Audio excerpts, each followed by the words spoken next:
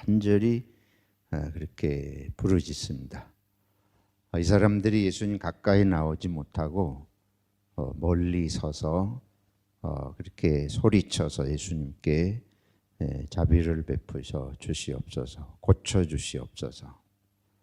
왜냐하면 문둥병을 앓는 사람들은 다른 사람들이 그 전염될까봐 두려워하기 때문에 항상 이렇게 격리해서 살고 사람들 가까이에 나올 수가 없게 되어 있어서 그렇게 됐겠습니다. 예수님께서 이들에게 가서 제사장에게 너희 몸을 보이라.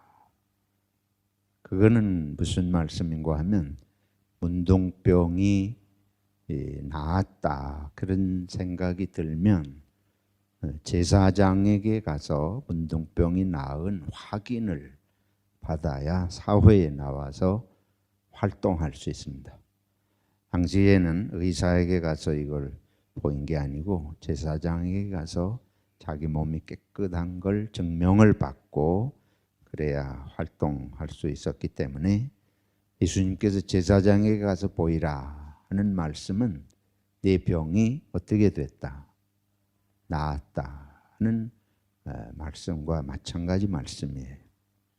근데 아직 낫지 않았는데 여기 내용을 보면 가다가 나은 것을 알았다. 그러니까 아직 낫지 않았습니다. 근데 제사장에게 가서 보이라고 예수님이 말씀을 하셨어요. 나중에 보면 이 내용의 끝에 가보면 네 믿음이 너를 구원하였다, 낫게 하였다. 이제 연관이 된 말씀이라고 볼 수 있습니다. 아무튼 가는 중에 10사람이 다 나음을 받은 걸 알았습니다. 아마 10사람이 다 제사장에게 가서 자기 몸이 나은 것을 이제 보이고 증명을 받고자 했을 테지요. 여긴 그 설명은 없습니다만은, 근데 그 중에 한 사람이 자기 몸이 나은 것을 알고 하나님께 뭘 돌리며 하나님께 영광을 돌리면서 기뻐서 감격해서 하나님께 영광을 돌리며 예수님께로 돌아왔다는 거예요.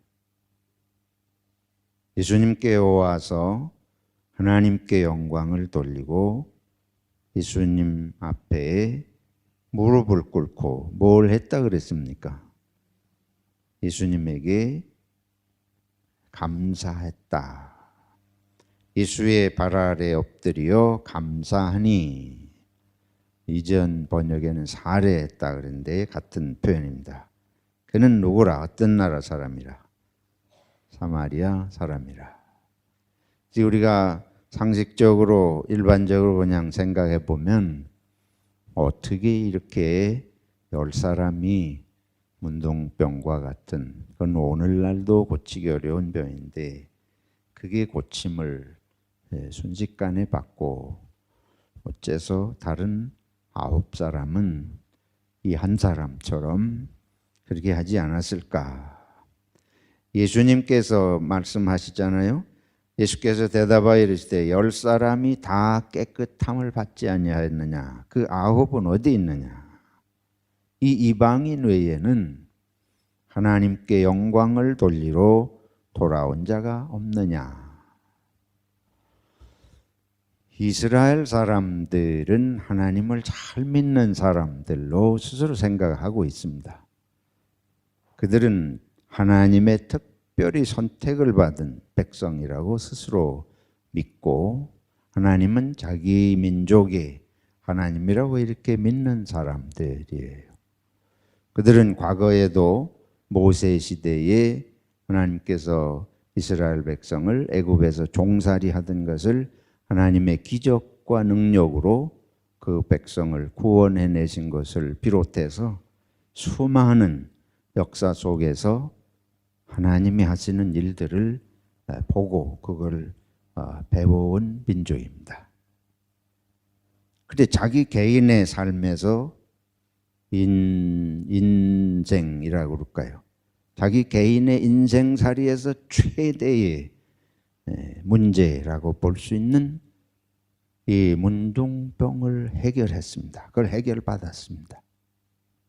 그건 사람이 할 수 있는 일은 분명히 아닙니다. 자기들이 예수님께 나아가서 간곡하게 부르짖어 불쌍히 여겨주시기를 청하고 그 결과 지금 제사장에 가서 보이라. 그래 나음을 받았는데 그러면 분명하잖아요. 이게 보통 일이 아니에요. 그냥 우연히 일어난 일이 절대로 아닌데 그들은 예수님께 돌아와서 하나님께 영광을 돌리거나 감사하지 아니했다. 어떤 일이 어떻게 이런 일이 있을 수 있을까? 우리가 상식적으로 봐서 그게 실제로 그럴 것인가? 왜 이 9사람이 이와 같이 하지 못했는가? 여러 가지를 추측을 해볼 수 있겠습니다. 근데 저는 이 내용을 깊이 이렇게 생각하면서 첫째는 이 사람들은 감사하는 걸 해본 적이 없다. 감사가 그 생활 속에 있어 본 적이 없는, 감사는 저절로 어느 날 갑자기 되지 않습니다. 감사는 생활의 습관이 들지 않으면 되지 않는 것입니다. 왜냐하면 우리는 일상적으로 감사하지 않는 습관 속에 살거든요. 이 사람들이 문둥병이라고 하는 한센시병이라고 그러죠. 우리들이 나병이라고 하는 병은 단순한 병이 아니잖아요. 감기처럼 왔다가 며칠 고생하면 낫는 이런 정도의 병이 아니에요. 약을 써도 안 되고, 이거는 단순히 병이 들어도 사회에 나가서 이렇게 같이 사람들하고 어울려 살 수 있는 병이 아닙니다. 이 병이 걸리게 되면 이거는 평생 이 병이 나으리라는 희망이 없고, 갈수록 나아지는 게 아니고 갈수록 심각해지고, 더 큰 문제는 사람들과 함께 살 수 없습니다. 가족하고도 헤어져야 됩니다. 결혼 생활도 할 수 없는 것이고 부모 자식도 없고, 이거는 완전히 다 단절되는 그런 인생이 되는 것이잖아요. 그러면 어떻게 되겠어요? 상식적으로 우리 그런 삶의 환경에 우리가 들어갔다고 할 때에 감사할 것이 있겠습니까?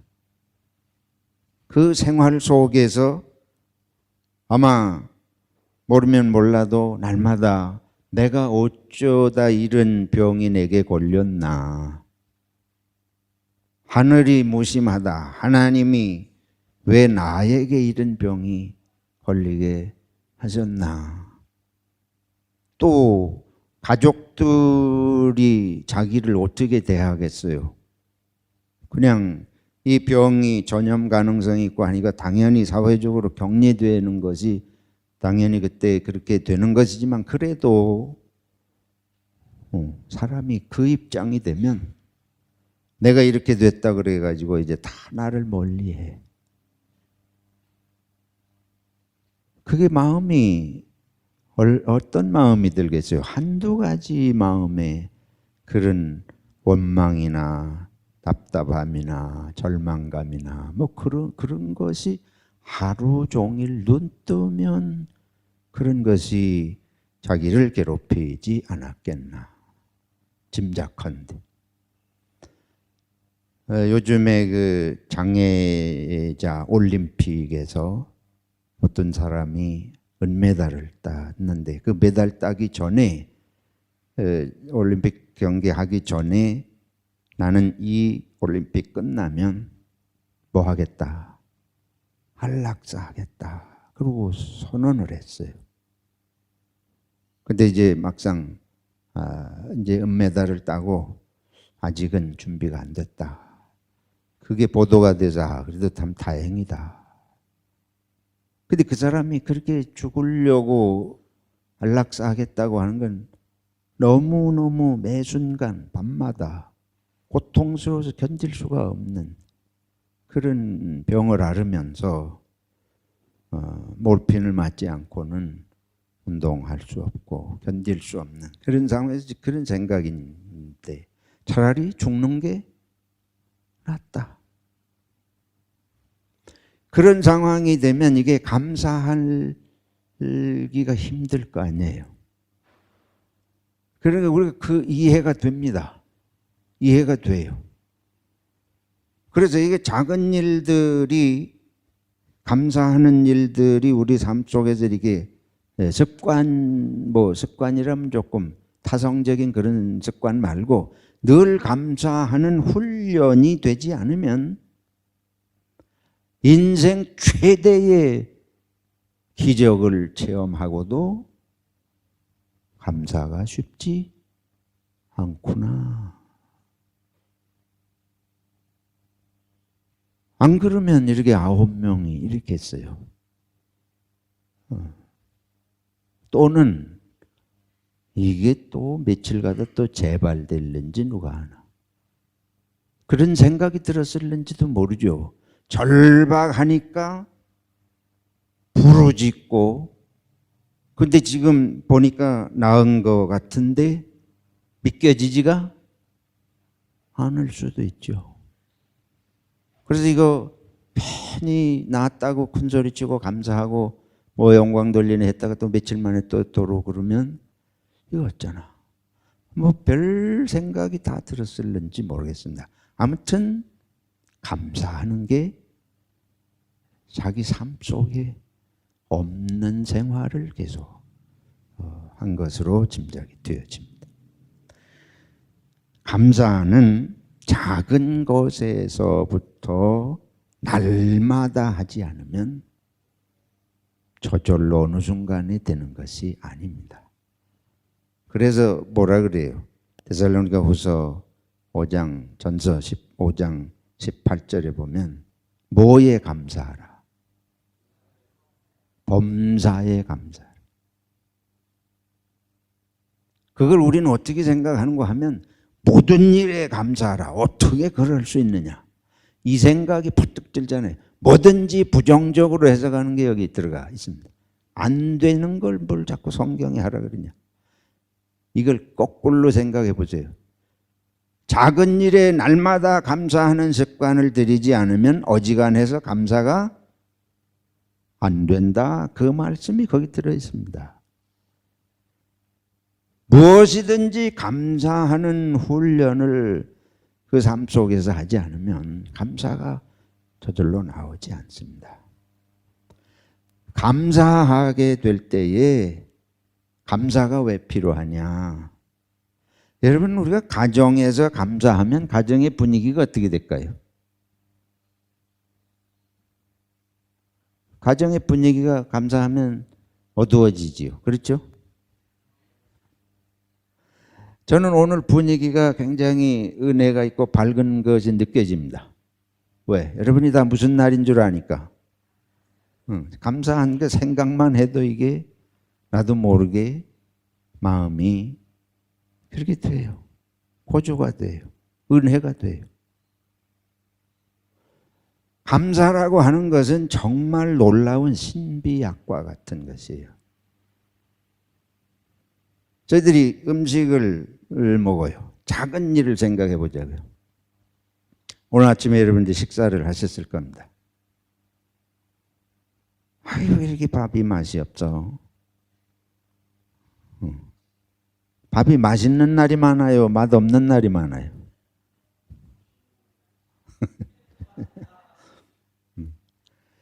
그런데 이게 내 입맛을 생각하면 입에 맛이 있기 전에는 감사할 수가 없죠. 아, 맛이 없는 걸 어떻게 감사를 해?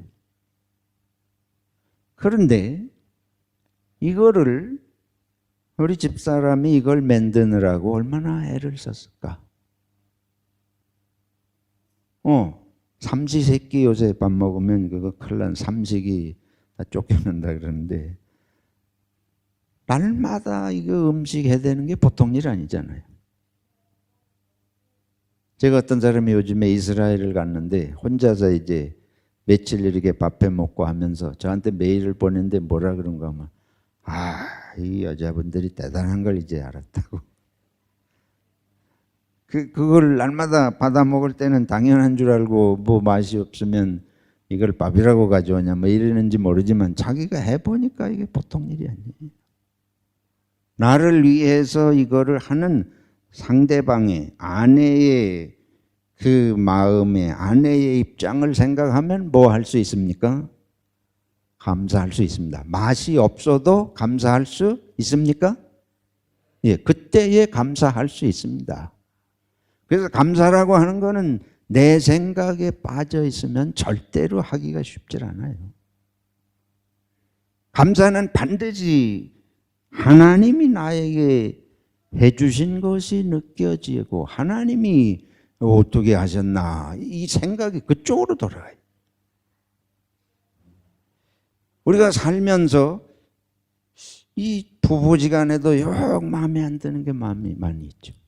근데 거꾸로 생각해서 나 같은 사람을 저 사람이 나하고 사느라고 얼마나 우리는 어떻게 생각해요? 구옥기 집사님, 야 우리 임창교 장로님 나 같은 사람 만나가지고 정말 참 다행이다. 그 생각하면 나하고 사느라고 얼마나 힘들까. 그러면 살아주는 것이 어떻겠습니까? 감사하지요. 이게 거꾸로예요. 항상 우리는 습관이 내 입장에서만 생각을 하니까 불평이 나올 수밖에 없어요. 근데 이 문둥병이 든 사람들이 우리 똑같아요. 그 사람들은 몸에 병이 있을 뿐이지 생각은 정신은 똑같은 것입니다. 자기 생각밖에 못해. 내가 병들은 거밖에 생각 못하는 거예요. 이렇게 고통스럽고 이렇게 나를 왜 이 병에 걸리게 했나 이 생각을 거꾸로 한번 생각을 해보죠. 뭘 거꾸로 생각하냐. 내 어머니가 내 문둥병이 든 나를 둔 어머니가 있어요. 어머니가 나를 보고 나를 생각할 때마다 어머니 가슴이 어떨까. 당신이 낳은 자식이 이 평생 희망이 없는 절망적인 이런 병을 앓고 있는 나를 보실 때 우리 어머니 마음이 만날 웃음이 나오시겠다. 그러지 않잖아요. 어머니 마음은 나보다 더 어떠시겠다? 아프시겠다. 내 이 아픈 모습을 나보다 더 아파하는 분이 계신 걸 생각하면 뭐 할 수 있습니까? 감사할 수, 그 어머니에게 최소한 감사할 수 있는 거예요. 어떤 사람이 다 나를 피하려고 하는데 그 나를 다 피하려고 하는 사람들 생각하면 속이 터지고 원망이 되고 주받고 싶고, 근데 그런 중에도 나에게 인사 한마디라도 건네는 사람이 있으면 그때 나는 감격할 수 있습니다. 그걸 찾아내는 거예요. 그걸 찾아내요. 근데 거꾸로 우리들이 내 어려움, 내 고통스러움 이것에 빠져 있으면 우리는 절대로 감사할 수 없다. 또 한 가지 생각할 수 있는 것은 여기 9명이 나왔습니다. 근데 한 사람만 예수님에게 갔대요. 우리는 나만 나온 거 아니잖아. 10명이 다 나왔잖아. 나 혼자 특별히 감사할 게 뭐 있어? 나만 특별히 9명은 안 낳고 나만 낳았다 그러면 내가 특별히 나를 이렇게 해준 것이니까 내가 가서 감사할 수 있을지 모르겠어요. 저와 여러분들이 우리 마음 속에 일반적인 것에 대해서는 감사하지 않습니다. 특별해, 나에게 특별해야 감사해. 그게 바로 이 이기적이고 내중심적인, 항상 내가 내 속에 사로잡혀 있는 이거의 연장선상이에요. 그래서 다른 사람은 안 되는데 나한테만 특혜가 주어졌다. 그럼 조금 이제 감사한 것이죠. 여기 한 사람, 사마리아 사람 다 고침을 받았는데 이 9사람은 예수님께 안 가요.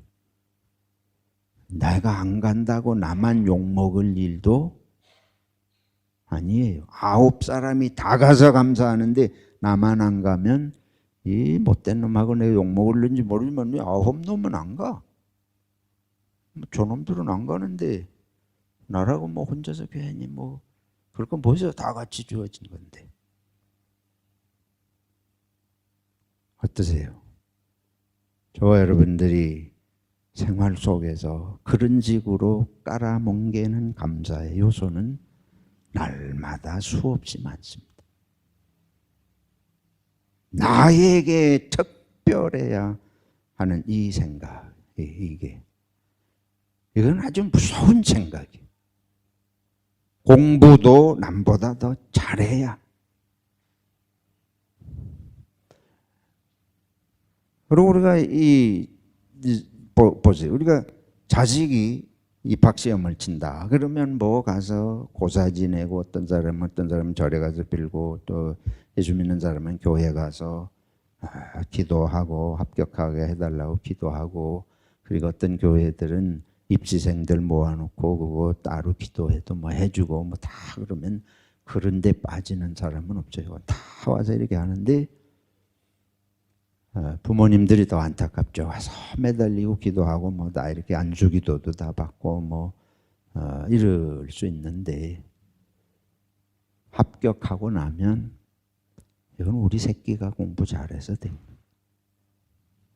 사람 마음은 금방 바뀌어. 이게 금방 바뀌어. 이런 여러 가지 이 일반적인 것 속에 우리들의 마음이 여기 그대로 표현이 있는 것이 아니냐. 우리의 감사는 비교해 가지고 내가 더 잘 됐으니까 감사하는 것이 아니고 하나님께서 나에게 일어나는 모든 작은 것들에, 이걸 그래서 저는 절대 감사라는 표현을 씁니다.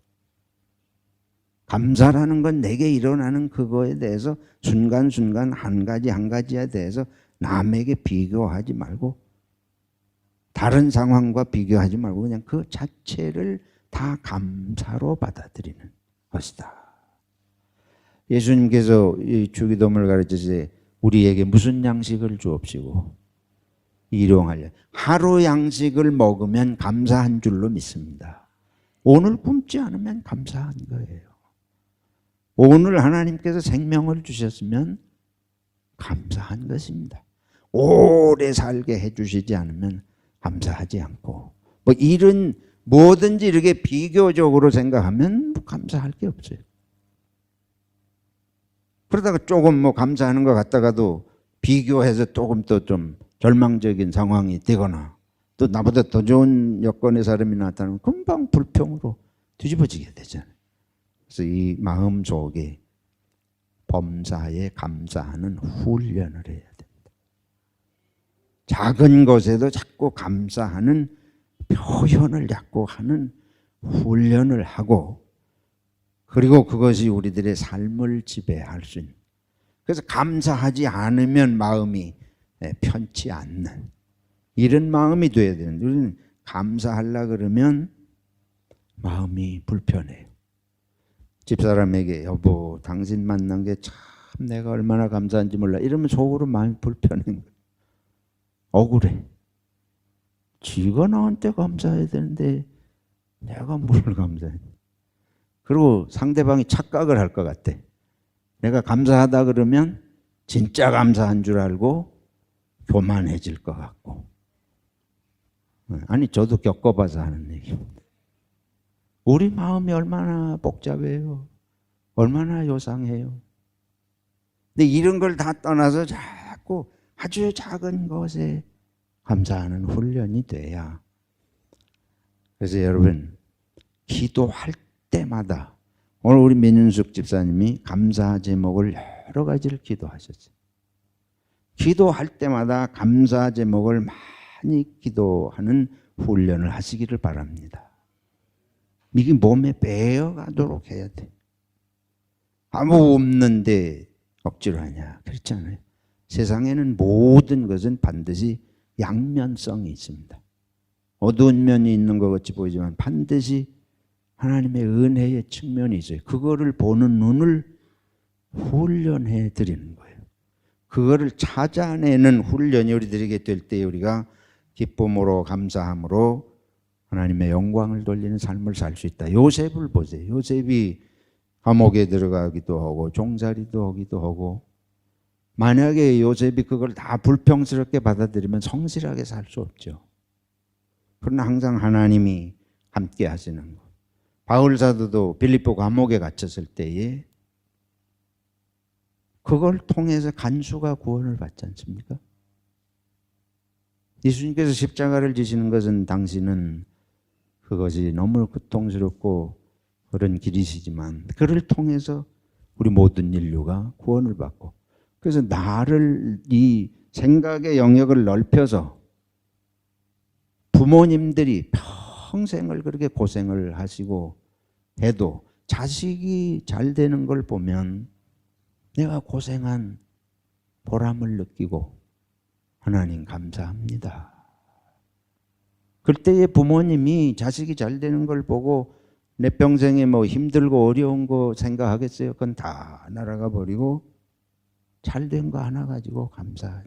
이렇게 내 속에만 갇혀 있으면 안 되고 부모님을 생각하고 자식을 생각하고 다른 이웃을 생각하고 내가 고생하고 힘들었어도 이걸 통해서 하나님이 또 이루신 게 있다. 하나님이 이루시는 예수님을 십자가에 못 박아 죽으시면서도 하나님이 인류 구원 이루시는 지금 그 말씀처럼 내 고난을 통해서 다른 사람이 유익을 얻는 수가 있다. 그러면 그거보다 더 큰 감사는 없는 줄로 믿습니다. 내가 낮추임을 당해. 저나 여러분이나 사람 앞에서 낮추임 당하는 것보다 괴로운 게 없습니다. 그럼 아주 왼수요. 나를 비참하게 만드는 사람. 그런데 같은 공동체 안에서 살다 보면 나의 낮아짐을 통해서 다른 사람은 어디 널뛰기 할 때 한쪽 사람이 내려가서 디디면 한쪽 사람은 어떻게 됩니까? 올라가잖아요. 내가 안 내려가고 어떻게 저 사람이 올라가? 두 사람이 같이 올라가는 수가 어떻게 있습니까? 저 사람이 내려가니까 누가 올라가요? 내가 올라가. 내가 올라간 것은 나 대신 낮아진 사람이 있는 증거인 줄로 믿습니다. 그게 없이 내가 올라갈 수가 없어요. 그러니까 내가 올라갔다고 하는 건 누군가 나를 위해서 희생한 것입니다. 올라갈 사람이 안 올라갔기 때문에 내가 올라간 거지. 근데 그거를 어떻게 생각하냐면 내가 능력이 있어서 그렇다. 그럼 감사 안 되는 거예요. 그 감사할 수 없어요. 하나님은 공동체지. 우리 세상 사람들은 자기가 마이크로코스모스, 자기가 세상의 전부예요. 그러나 기독교에는 우리는 마이크로코스모스가 아니고 우리는 지체라고. 성경은 분명히 한 몸의 지체라. 몸은 하나님의 나라고 우리는 그 속에 지체들끼리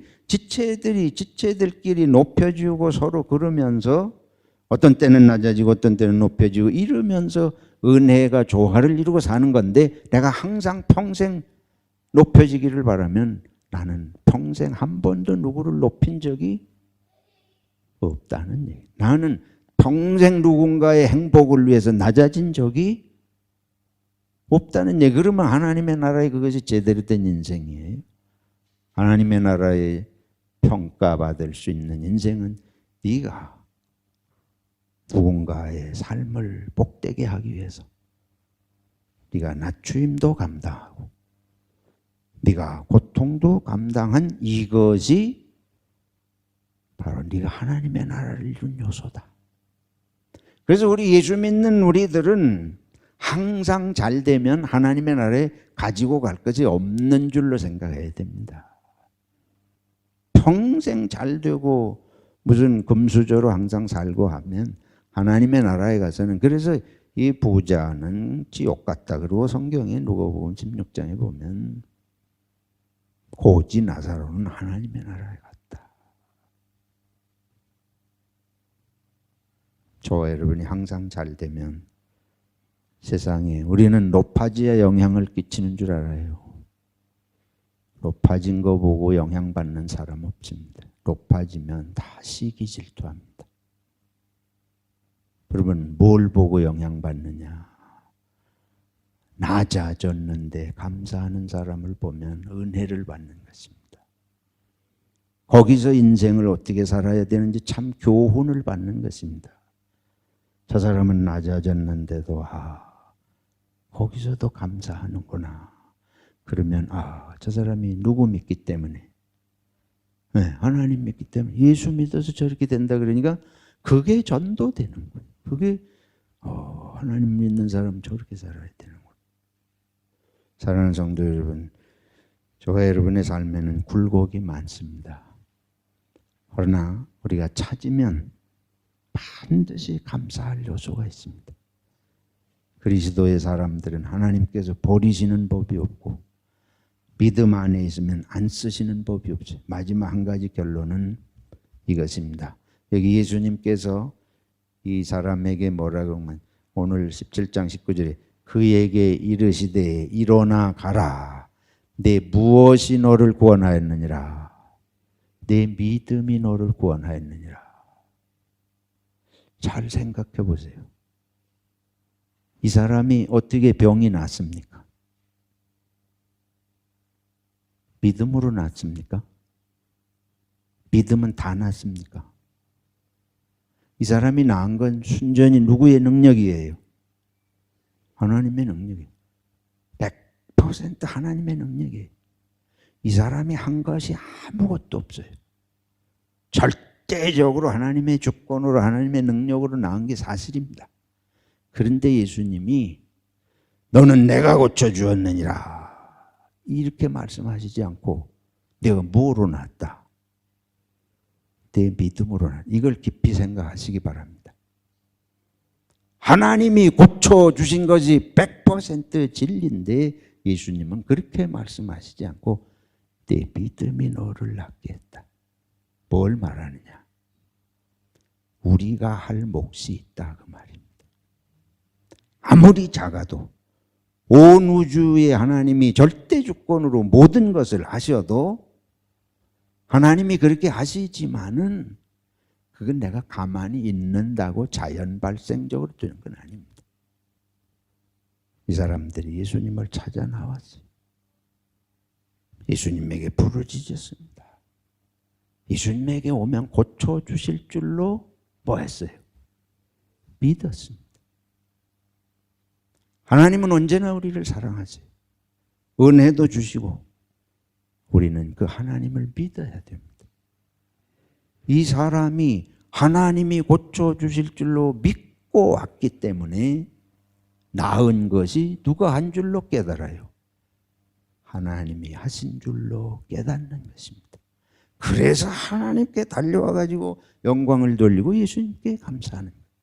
예배당에 오실 때에 믿음을 가지고 오시기 바랍니다. 하나님께 내가 가서 예배하는 게 하나님께 영광이 되는 줄로 믿고 믿음의 성도들이 함께 모여서 찬양하고 예배할 때 하나님이 은혜 주실 줄로 믿고 그런 믿음으로 참여하면 하나님이 그렇게 역사하신 것을 깨닫기 때문에 감격해서 찬송할 수 있고 영광을 돌릴 수 있고 그런 건데 내가 예배당에 가준다. 그러면서 그냥 덜렁덜렁 오면 은혜가 와도 은혜인 줄로 몰라요. 저는 이 9 사람의 돌아오지 않은 모습은 예수님께서 그리고 이 사마리아인에게 네 믿음이라고 하는 걸 꼬집어서 말씀하신 이유는 같은 병이 나았어도 이 9사람은 하나님이 자기 삶을 그렇게 주관하시고 은혜 주신다고 하는 의식이 없는 거예요. 왜? 평소에 그런 생각을 하지 않고 살았기 때문에 병이 나은 건 좋지만 병이 나은 걸 감격하지 않을 리는 없지요. 병이 나은 걸 기뻐하지 않았을 리는 없을 거예요. 근데 이게 하나님이 하시고 예수님에게 감사하는 걸 안 한 거예요. 저와 여러분이 가정생활 하면서 하나님이 우리 가정을 복을 주셔서 이만큼 왔고 아내 덕분에 남편 덕분에 이렇다는 생각이 있어야 감사할 줄로 믿습니다. 그 생각이 없으면 아무리 잘 돼도 잘된 건 좋아는 할 거예요. 근데 하나님께 영광은 돌릴 일이 없어요. 가족에게 감사할 표현이 나올 수가 없는 거예요. 자기 혼자 좋아는 하겠지. 이게 원리입니다. 하나님께서 하시고 함께 사는 분들의 덕분이라는 생각이 깊어질수록 감사하고 그것이 사랑의 다른 표현이고 그것이 우리를 복되게 하는 줄로 믿습니다. 하나님 아버지, 우리 마음 깊은 곳에 하나님의 생명의 성령의 역사하셔서 범사에 하나님이 하시는 것들을 보고 느낄 수 있게 하시고 범사에 사랑하는 가족과 이웃들 덕분에 사는 것이 순간순간 느껴져서 감격할 수 있는 마음을 회복하여 주시옵소서. 예수님의 이름으로 기도하옵나이다. 아멘.